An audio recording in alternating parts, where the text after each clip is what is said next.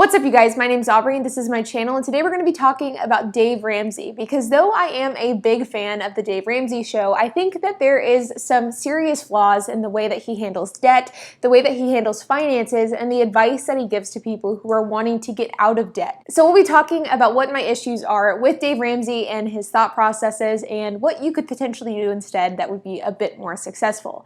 So let's get started. Now, ultimately, I think that whenever it comes to paying off debt, I think it's very much a case-by-case basis. You have to do what works best for you, and that is going to look different than what works best for other people. And I think that's an important thing to keep in mind whenever you're trying to get your finances in line. There is no such thing as a cookie-cutter template in how to get out of debt and how to become financially successful. For the most part, the blueprint is pretty similar, but the exact methods and the exact ways you go about doing it are going to look different from person to person.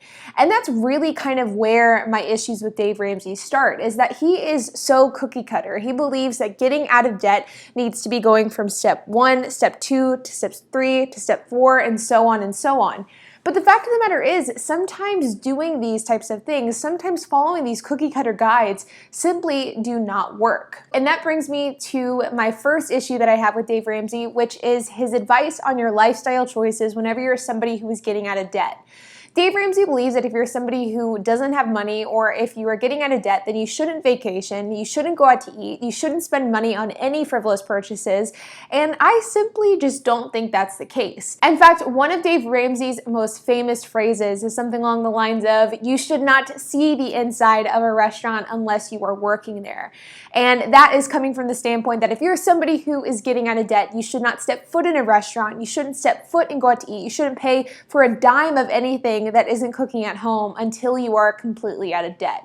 And there are a lot of issues with this mindset, and the first one is simply sustainability. Whenever it comes to being successful at anything, and finances certainly falls in this category, consistency and sustainability are, in my opinion, the two most important things. And this goes into any aspect of your life, whether it be health and fitness, whether it be education, whether it be your career, whether it be your finances. Consistency and sustainability are the two most important factors to success in any aspect of your life, and getting out of debt would certainly fall into that category. And this is where I have an issue with this piece of advice that Dave Ramsey gives to thousands of people every single day. Because the fact is, if you're somebody who's wanting to get out of debt, do I think that you should blow your money on drinks, go to bars, spend money frivolously every single day? Of course not. It's a horrible idea, and that is a surefire way to never get out of debt. But if you're somebody who's getting out of debt, do I think that you should never step foot in a restaurant? Should you never go enjoy yourself with your significant other? Should you never go out and relax? And of course you should.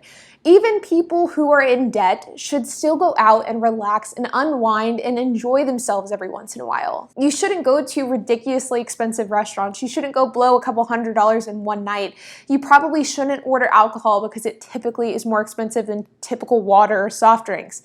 You shouldn't make it a weekly occurrence, but you should absolutely feel the freedom to go out and do what you want to do and relax and unwind and reward yourself, even if you're somebody who's in debt.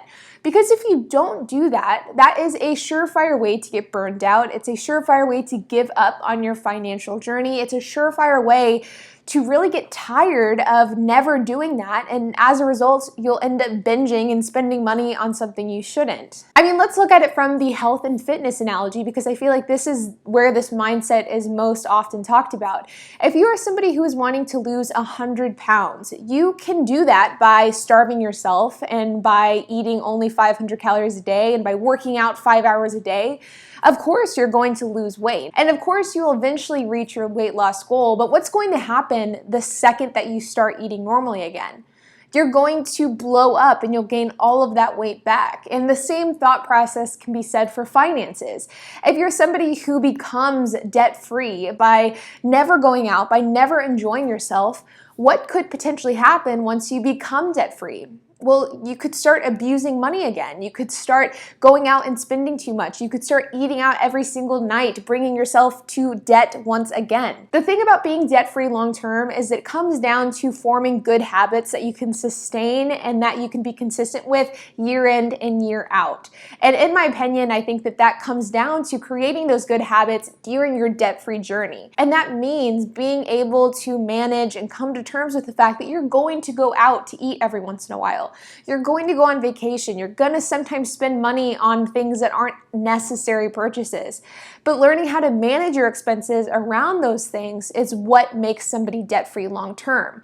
Whereas if you completely cut those things out of your life while you're becoming debt-free, I believe that you will then eventually have a hard time working those things into your lifestyle later on down the road, which then could eventually lead you back into debt in the future. So that is my first issue with Dave Ramsey. He believes that you should not spend any money on restaurants, no money on vacations. You should never have fun if you're somebody who's wanting to be debt-free.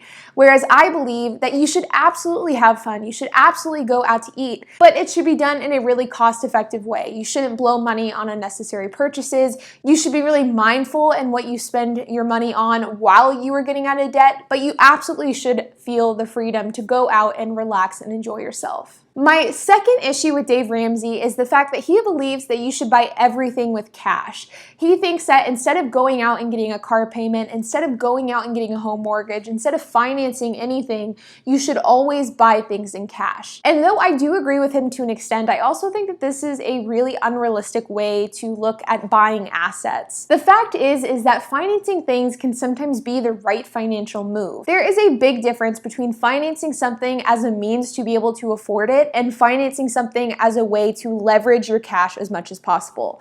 And these are where I think Dave Ramsey kind of blurs the line on what these two things are and what the purposes of them are. For example, if you're somebody who is wanting a luxury SUV and the only way that you can afford that is if you stretch the payments out to 82 months, you put $0 down as the down payment because you don't have any money to put a down payment on and you're paying a crazy high interest, of course that scenario is a horrible way to go about using credit. But if you're somebody who uses credit responsibly, you finance a car because your money is better off being invested somewhere else, then absolutely credit can be a really valuable tool. The other thing about credit and buying things in cash is the fact that whenever it comes to large purchases like a house, for example, many people will never be in a financial situation to buy a home in cash. For example, in a national study, the average American household saves $6,000 per year.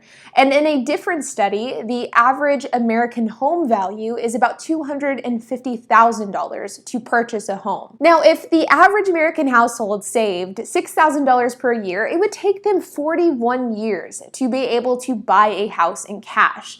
That doesn't account for the fact that there are inevitably going to be closing costs and taxes put on that exact same property. But the fact is that it would take them a ridiculously long time to be able to save money to buy a home in cash. And in that 41 years, they are still going to have to pay rent. So they're paying rent towards a property they don't even own. They're not adding equity into the property they're living in because they're simply renting it. And they are essentially flushing money down the toilet in the process. That is where buying cash simply is not a realistic thing to do all of the time. And not only is it not a realistic thing to do, it is also not a smart thing to do either. If you are somebody who wants to own a home, buying a home and using tools like a mortgage in order to do that is, in my opinion, a significantly better financial decision than paying rent for years on end to be able to buy that same house in cash later on down the road. It just does not make any sense. Sometimes cash is not king, and sometimes it makes more financial sense to use tools like credit as a way to be able to grow your net worth and to make better financial decisions. And that brings us to our third and final point, which is Dave Ramsey's view on credit scores. Now, Dave Ramsey believes that you should really live a kind of cash life. You should not use credit in any way, shape, or form. You should use cash and cash only for all of your purchases. And he believes that credit scores are not a means to measure your success. Instead, it's almost a measurement of failure because it shows how good you are at borrowing money. money. And this is where I completely disagree with Dave Ramsey. As somebody who's had a bad credit score and it's slowly improving, I personally know of the negative consequences that come with having a bad credit score. In fact, your insurance is higher, you have to go through extra scrutiny being able to do anything like getting direct TV service to your house or an internet service provider to your house. If you're somebody who works a corporate 9-to-5 job, they also look at your credit, and that can have an effect in whether or not you're hired for that job. Credit holds a whole lot more weight than just your ability to borrow money effectively. And anybody who says that credit doesn't matter is simply out of touch. In my personal opinion, I think that credit is one of the most valuable tools that somebody can have in their arsenal. And I think it's also one of the most heavily abused tools. And a big part of that is because of the lack of education that people get in schools revolving credit and credit scores and how a credit score can follow you for your entire life. What I talked about in my second point, things like buying a house whenever it makes financial sense and financing that house. Things like financing a car whenever the interest rate makes sense. All of these things are really determined by your credit score. And whether or not you can borrow money intelligently and strategically really depends on how good your credit score is. For me, for example, if I went and purchased a car tomorrow, I would probably have to pay a 6 to 8% interest rate on that car because of my credit score. Whereas if my boyfriend, on the other hand, went to go buy that exact same car, he could probably buy it for a 3% interest rate because of the fact that his credit score is significantly better than mine. This is where credit plays a huge role. For me personally, it probably wouldn't make sense to go finance that car because I'm paying such a high interest rate. But for him, it would absolutely make sense to go finance that car because of the fact that he can go invest that same money, get a 4 to 5% return on that, and then use the return of that investment to then pay for the car. The strategic decision of financing and when to use financing as a tool really heavily depends on your credit score. And this is where Dave Ramsey's views on credit score is just simply incorrect, and it is a very negative way to look at that entire situation. If you're somebody who wants to grow financially, if you're somebody who wants to increase your net worth, if you want to own properties, if you want to be able to invest and grow a business, all of those things and so much more become easier for you if you have a good credit score. And I just think it's far too easy for Dave Ramsey to sit in his current position with his $250 million company and say credit doesn't mean anything or you shouldn't care about credit, because it simply is not true. Credit is so important, and I cannot overstate that enough on this channel. Overall, I am a big fan of Dave Ramsey. In fact, his YouTube channel is one of the only channels that I watch on an almost daily basis. I think that he knows what he's talking about, and I think that he has changed a lot of lives for the better. But I think that with these 3 points, the topic of credit score, using cash and cash only, and never eating out if you're trying to get out of debt.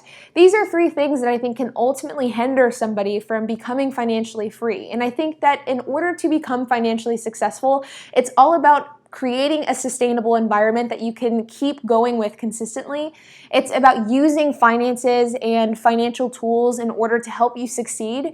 And it's a matter of learning how to use credit score to your advantage. And these are 3 things that can drastically change somebody's life for the better. Avoiding credit altogether will sometimes solve your problem, but it certainly won't help you financially flourish. I think that learning how to live below your means, learning how to be financially responsible, and learning how to strategically invest your money is how you truly do become financially free. Like always, you guys, I would love to hear your thoughts on this video and Dave Ramsey as a whole. What are your thoughts on Dave Ramsey and the snowball effect? Have you used his program before, and did it help you get out of debt? I would love to hear about it, so make sure to leave a comment down below. And while you guys are at it, make sure to hit that like button, hit that subscribe button, and hit that notification bell. And I will see you guys in the next video.